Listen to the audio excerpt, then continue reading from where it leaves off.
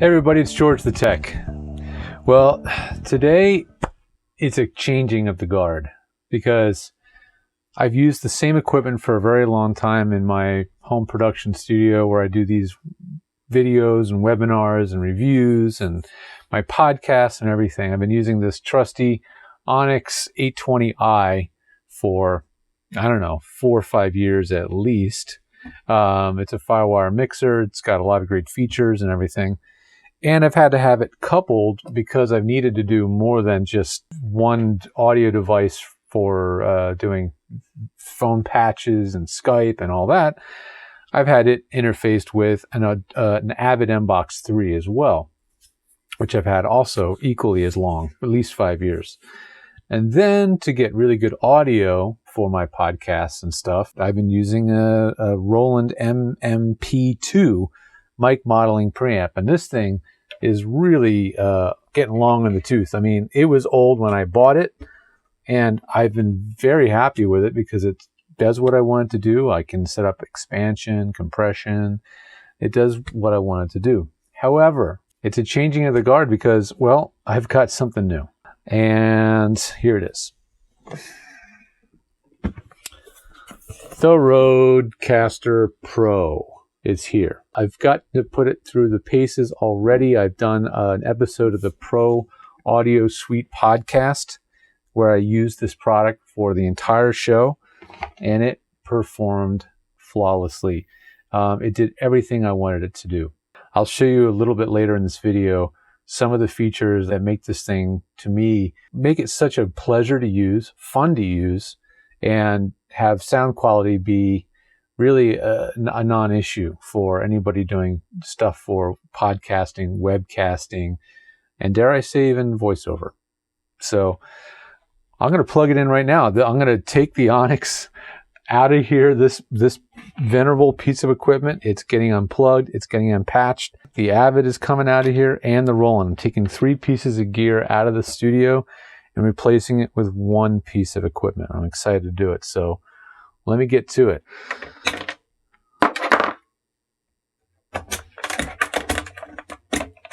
Oh, I love unplugging gear. I love unplugging gear. I love removing extraneous cables you don't need anymore. Oh, it's the best. Okay, unplug the dusty and pretty trusty old Onyx 820i. Goodbye, 820i. Ooh, it's a bit dirty over here.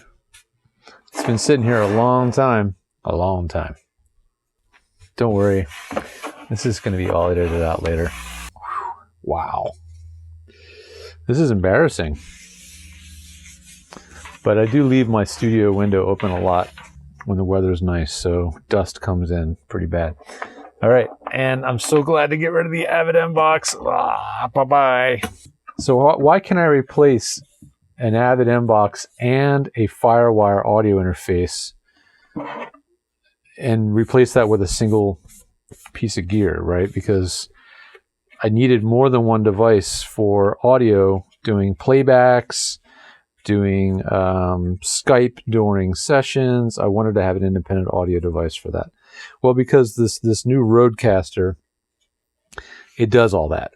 It has the ability to send and receive audio to and from a computer, to and from a phone over a TRRS cable, and the ability to send audio to and from any Bluetooth audio device like a phone or a computer as well. So actually what happens is the Rodecaster ends up being a multi-input output device that actually acts like more than one audio interface, if you think about it. So let's go ahead. It's been sitting over here in sort of test mode off to the side. Really all I need is a mic cable going in and a USB going out. And then my audio cables to my studio monitors. And that's it. Oh, this is beautiful. Let's get this Roland out of here. It's going to be time for an audio gear yard sale. Yes, indeed. This is the old Roland MMP2. Again, I bought this set 5-6 years ago, and it was at least 5 years old when I bought it, so it's getting real long in the tooth, but still kind of a pretty cool piece of gear. It sounds pretty dang good. No more firewire. Bye-bye. Ancient firewire. Don't need this guy. Bye-bye. Out of here. Gone. Don't need this either. That's my studio monitor feed. So those will remain. More cords go. Bye-bye. What do we have left? Studio monitor cables, microphone cable, power, and the USB cable. That's it. So way less stuff. Okay, so let's plug our mic in. Microphone. USB. Power. Kind of weird. The power cord, the power jack is threaded. It's clearly got threads on it, but the cord does not. It'd be nice if this locked on and had a way to be permanently attached to the power jack. Monitors, left, right. That's it. That is all I need to plug in. Let's power this beauty on. There it is. When you power it off, it prompts, are you sure you want to turn it off? And when you turn it on,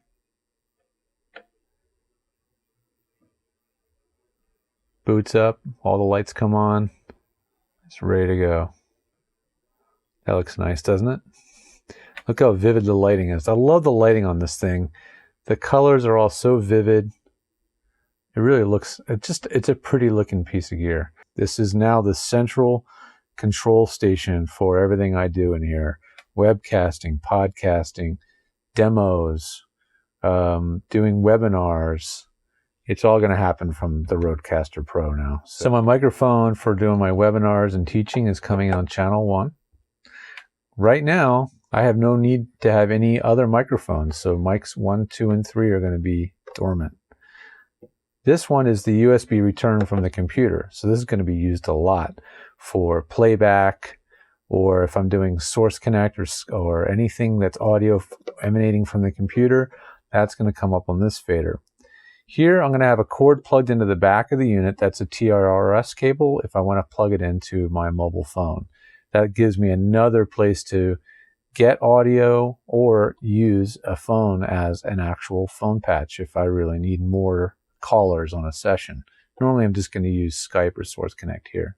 Then I have Bluetooth. That lets me connect to the Mac Mini with Bluetooth as well. So now I can have, let's say, a Skype caller on this using the Bluetooth channels. I can have Source Connect on this using the USB and my mic here. And so I can have all these going on at the same time. Now with the multitrack driver that they have in their newest firmware update, I'll be able to record my mic, the caller on Source Connect, and the caller on Bluetooth all at the same time on their own tracks, or just record the whole mix. How do you record yourself without it getting a loop back? Well, that's because it's got mix minus. That's right. You can actually go in here, go into hardware, advanced, and turn on, look at that, mix minus. You can actually do that with this thing. Super, super cool. The flexibility is kind of mind-boggling of what they built into this unit. So I'm going to have a lot of fun with this. And at the same time, I'm going to record a backup of the whole thing whenever I do a production with the built-in recorder. That's ready to go with a micro SD card that I threw in there. I mean, an 8 gig card will record for hours, and they're like a few bucks. So no brainer. All right, let's take a look at this cool Rodecaster Pro now that I have it all set up on my cleaned up desk. So as I was saying, microphone 1, that's my microphone coming off my desk, which I'm going to swing into position here awkwardly. since we are trying to do this all at the same time along with my camera. There we go. 1, 2, 3, 4, 5, getting a good level. Let's go ahead and check the actual settings for the microphone we're using here. So I'm going to go to select microphone 1, click microphone. I'm using a generic condenser mic, not a Rode brand mic. I found that playing around with these different presets that it sounded pretty good with the NT1 setting, but I'm going to leave it on condenser. I'm going to go back. I'm going to check levels. 1, 2, 3, 4. Check, check, check, check. 1, 2, 3, 4. Coming in right in that green bar range, so that means we're on good levels. We can always increase it or decrease it there. It does have some generic settings for tone. I have a medium tone voice, I guess. Strength, I guess medium strength. That's a little nebulous, but they're obviously trying to make it simple to use. If I go into advanced, and now I can turn on aural exciter or big bottom, depending on whether I want to boost the low end or not. And I can turn all those things on. Let's go ahead and record the audio I'm giving you guys right now so you guys can hear what it is I'm putting into my recording.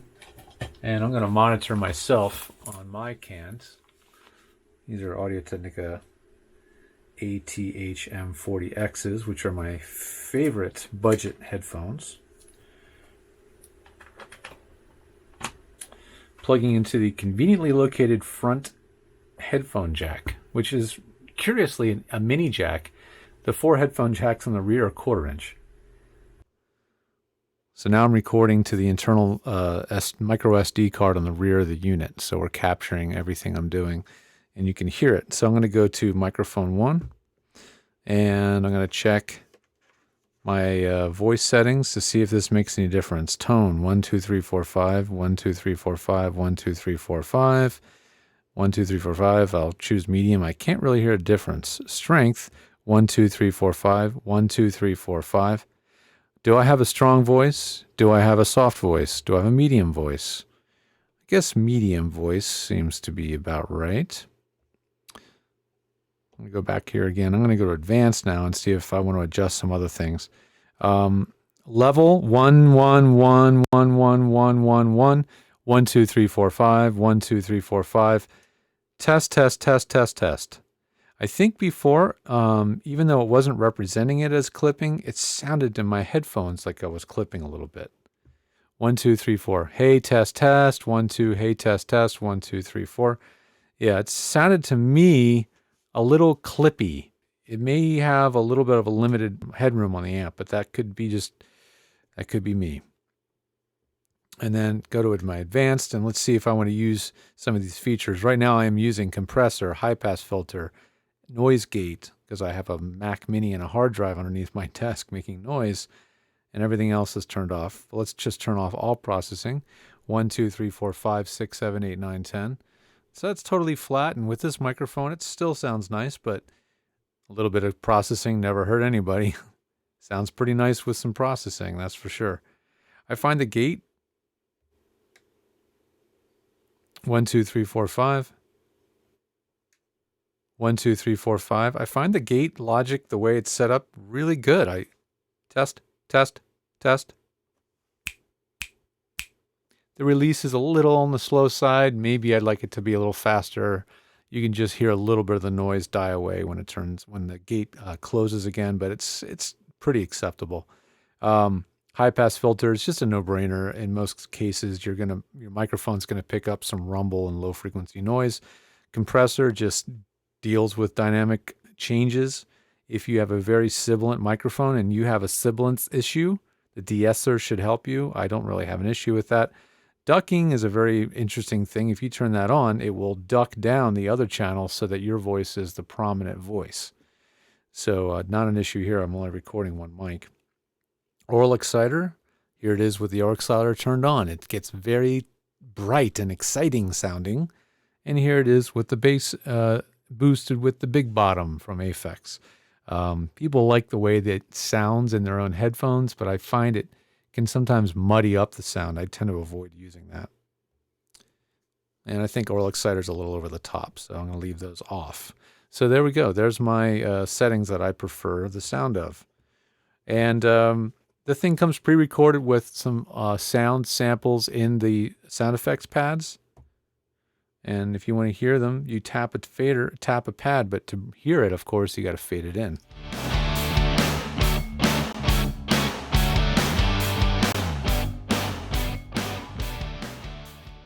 So that's like your generic, like, you know, music intro for your show.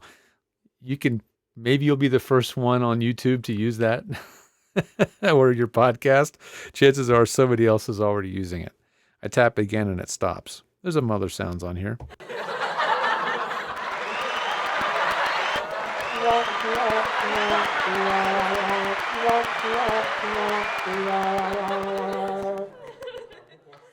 Now, interestingly, on that playback, I was getting some static. Clicks and pops. So there's some clicks and pops on that, which I find fascinating. So I'm not sure if that's going on. Well, this is the built-in sound. So let's stop recording and see if those glitches go away, just out of curiosity.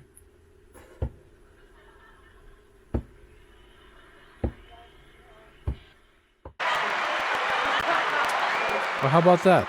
So if I'm playing back sound effects and recording to the internal sound card, there are some glitches. So that's something I have to contact Rode about and see if that's a problem with my memory card or if that's a problem with the unit. So that's fascinating.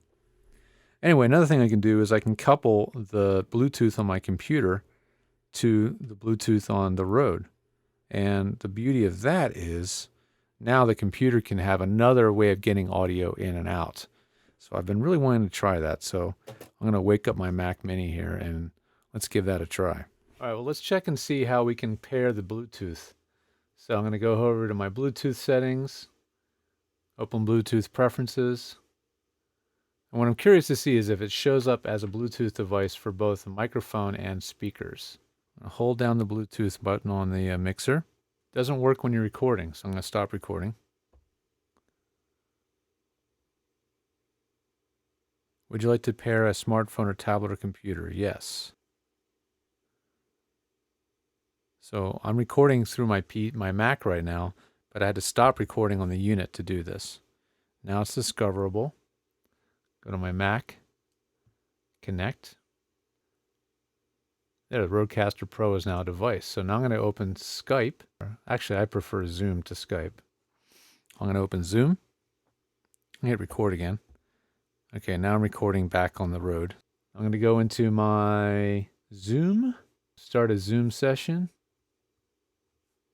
I'm going to go to microphone, Rodecaster Pro. So now here is where it gets really fun. We've got all these different devices. We have stereo, multi-channel, and just Rodecaster Pro. So instead of it showing up as Rodecaster Pro Bluetooth or something like that, it just shows up as Rodecaster Pro. By process of elimination, I know that that is the channel I want for Bluetooth. So I'm going to make the microphone Rodecaster Pro. And I'm going to make the speakers Rodecaster Pro. Now it gives me the ability to send audio to Zoom callers or Skype and receive their audio and have them come up on their own fader and thereby be able to record them independently as well. Let's try that, by the way. Let's go ahead and open up a multi-track session. I'm going to use Reaper. So on channel 1, I have George. That's my microphone. On channel, or track 2, I should say, not channel 2, I have the entire mix coming off the Rodecaster. And on track 3, I have it as Source Connect Now because that's the feed coming from the computer. I'm going to change that to the Bluetooth input. And look at that. It's actually labeled Bluetooth. 1, 2, 3, 4, 5. So let's see if it's actually working. Let's go ahead and do a test call, or at least an audio test, to see that it's working. There it is. Sure enough, that's showing up on a fader. And by the way, these faders are controlling the mix, but they're not controlling the independent track that's being recorded. So your tracks are pre-fader, which means you can have complete control later in post when you mix it. Got my ringtone. 1, 2, 3. My ringtone. Yes. Yes. So it's echoing back my audio. 1, 2, 3, 4, 5, 6, 7, 8, 9, 10. 1, 2, 3, 4, 5, 6, 7, 8, 9, 10. But what you should note here is the audio quality of the microphone protocol for the Bluetooth is very low quality. So you'd only want to use this Bluetooth function for doing actual phone patch type scenarios. The audio coming back from the other end is going to be high quality. You're going to get really good audio from the other end. Let's test that out. Let's just open up a file with another software and play it back using the Bluetooth so you can hear what the audio coming back would sound like. I'll do this. I will open up a file in another DAW. Let's just use Twisted Wave. We'll make this our playback DAW. And we'll tell Twisted Wave to play back through the Bluetooth. Everywhere I go. Like it's very rarely does one studio have a niche anymore. Totally a theory, but do you think maybe it's because of the proliferation of headphones? Okay, well, that's an interesting test right there because I'm hearing with the sound quality coming back from Bluetooth from a very high quality piece of audio. If I change my playback source to the Rodecaster Pro, now we should hear it in full quality. It's the life of a working studio these days. That's what I hear everywhere I go. Like it's this. So what that's telling me here is that the Bluetooth built into the unit is only designed for phone fidelity, like making a phone call, and that's it. It is not good for anything else. You can't use it for high quality audio. If you're trying to get good quality over Skype or Zoom, the Bluetooth is not going to do it. So think of the Bluetooth as a dedicated phone patch scenario for when you want to bring another person in on an actual telephone call on a mobile phone or over the computer. So that's good to know. That was not something that was obvious to me until we tested it just now. What I can't test today is I don't have a TRRS cable to go from the computer, or my mobile phone, to the TRRS jack on the back. Now I do have this fancy little cable, which if you don't have a phone you want to plug into, but you want to plug the Rode into something else that's not TRRS, get one of these little splitters. This has the TRRS on one end. Let's get it in the frame there. This has TRRS, tip, ring, sleeve on one end. And then it's got a headphone split and a microphone split.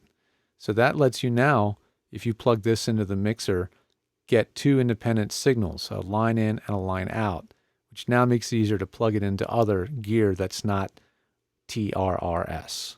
So give it a try, something to experiment with. I don't know if the input on this is designed to see a microphone level or a line level. That's going to take some experimentation to see what works best with it. There you have it. This has been my kind of disorganized, go with the flow review / test / tutorial of using the Rodecaster Pro. I've recorded this on multiple cameras in multiple formats. It's going to be a nightmare for me to edit later, but what the heck, it's fun. And we'll see what you guys think of the product. I think I have discovered maybe one little bug. That's recording with the micro SD card. While recording with that, I was getting some dropouts, some glitching on the playbacks.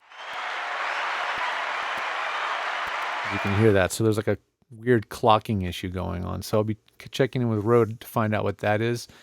This is a device that's completely a computer-operated device on the inside. It uses firmware.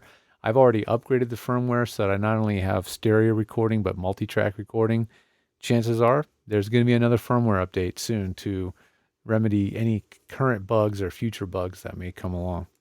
So it's an ever-changing, ever-improving, and just amazingly flexible piece of gear, but not overly complicated considering the amount of features that it has and what it's capable of doing.